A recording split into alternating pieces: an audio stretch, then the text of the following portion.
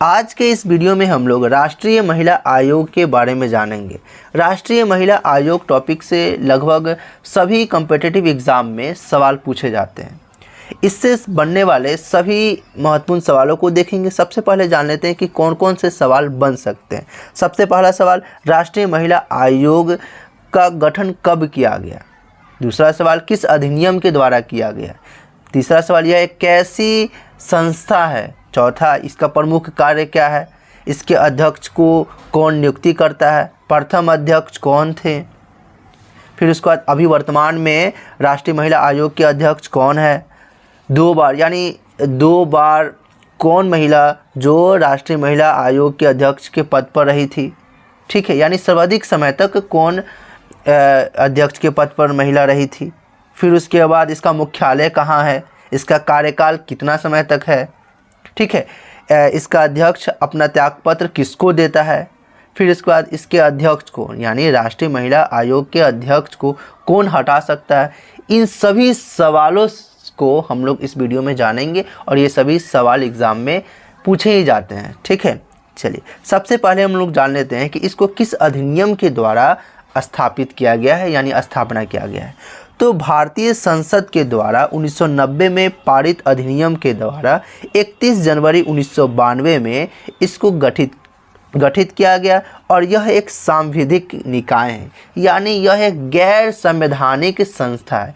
मतलब इसके बारे में संविधान में कोई उल्लेख नहीं है। ठीक है, तो ये गैर संवैधानिक या एक सांविधिक निकाय है, यानी संस्था है। ठीक है, समझ में आ गई होगी कि यह एक भारतीय संसद के द्वारा 1990 में पारित अधिनियम के तहत, अधिनियम की धारा 7 के तहत, यानी भारतीय संसद के द्वारा 1990 में एक कानून को लागू किया गया। उसी कानून के तहत, उसी अधिनियम के तहत है ना, 31 जनवरी 1992 में इसका स्थापना किया गया। तो सबसे पहला सवाल पूछा जाएगा कि किस अधिनियम के द्वारा इसका स्थापना किया गया। तो 1990 के अधिनियम के द्वारा किया गया। इसका स्थापना कब किया गया। तो 1992 में। अधिनियम कब बना। 1990 में। ठीक है, राष्ट्रीय महिला आयोग का अधिनियम 1990, राष्ट्रीय महिला आयोग का स्थापना 1992। पहले कानून बना फिर स्थापित हुआ।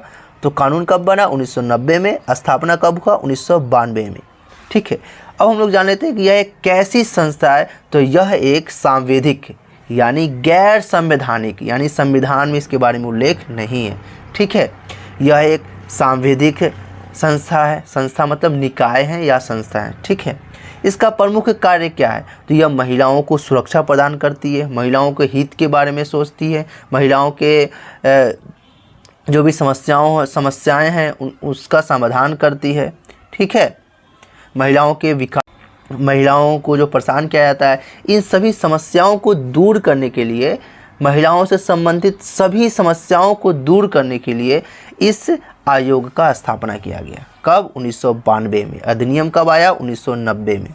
ठीक है, चलिए अब हम लोग जान लेते हैं कि राष्ट्रीय महिला आयोग में जो अध्यक्ष होते हैं उसका नियुक्तिकर्ता कौन है। किसके द्वारा राष्ट्रीय महिला आयोग में अध्यक्ष को नियुक्त किया जाता है। तो केंद्र सरकार के द्वारा राष्ट्रीय महिला आयोग में अध्यक्ष का नियुक्ति किया जाता है। ठीक है, चलिए और फिर जान लेते हैं हम लोग कि इसका मुख्यालय कहाँ है। तो नई दिल्ली है। ठीक है, सबसे पहली दफ़ा कौन अध्यक्ष बनी। तो जयंती पटनायक। सबसे पहली जो अध्यक्ष बनी थी वो जयंती पटनायक थी, सुश्री जयंती पटनायक। ठीक है, चलिए उसके बाद 2 बार, यानी सर्वाधिक समय तक अध्यक्ष के पद पर रहने वाले व्यक्ति का नाम क्या है। तो गिरिजा व्यास, जो 2 बार अध्यक्ष के पद पर रही थी, गिरिजा व्यास। राष्ट्रीय महिला आयोग की वर्तमान अध्यक्ष रेखा शर्मा है। ठीक है, राष्ट्रीय महिला आयोग की वर्तमान अध्यक्ष, यानी अभी कौन राष्ट्रीय महिला आयोग के अध्यक्ष के पद पे हैं। तो रेखा शर्मा है, जो 2018 में बनी थी। इसमें सदस्यों की कुल संख्या कितनी होती है। तो 7 होती हैं। कितनी होती है। राष्ट्रीय महिला आयोग में कुल सदस्यों की संख्या 7 होती है। एक अध्यक्ष होते हैं, दूसरा सचिव होते हैं और 5 अन्य सदस्य होते हैं।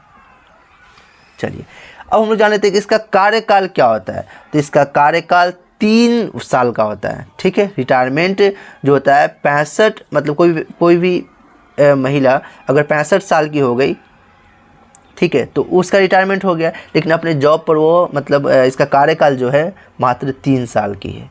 तो 3 साल पहले हो जाए या 65 साल, दोनों में से पहले कोई भी होगा, इसका कार्यकाल समाप्त हो जाएगा, ठीक है। मतलब ये गद्दी पे 3 साल तक, गद्दी यानी कहने का मतलब ये अपने पद पर 3 साल तक रह सकती। लेकिन अगर मान लेते हैं कि ये 64 साल की हो गई तब ये पद पे गई, तो 65वां साल जब होगा तो इसका रिटायरमेंट हो जाएगा, ठीक है। तो पहले 3 साल इसका पुर जाए या इसका उम्र 65 साल पुर जाए, उसका रिटायरमेंट हो जाएगा, ठीक है। इसका अध्यक्ष जो है अपना त्यागपत्र किसको देता है? तो केंद्र सरकार को, ठीक है। फिर इसके बाद किसके पास शक्ति होती है जो इसके अध्यक्ष को भी हटा सकता है? तो वो है केंद्र सरकार। केंद्र सरकार के द्वारा राष्ट्रीय महिला आयोग के अध्यक्ष को भी हटाया जा सकता है। तो ये सभी सवाल थे और सभी सवालों के जवाब भी आपको अच्छी तरह से समझ में आ गई होगी, ठीक है। तो इसी तरह का इस खास टॉपिक पे है ना एक शॉर्ट वीडियो इस चैनल पे अपलोड की जाती है। तो इस चैनल को सब्सक्राइब कर दे और बेल बजा दे दीजिएगा ताकि हम जब भी वीडियो अपलोड करें तो आपको मिल सके, ठीक है। Thank you so much for watching this video.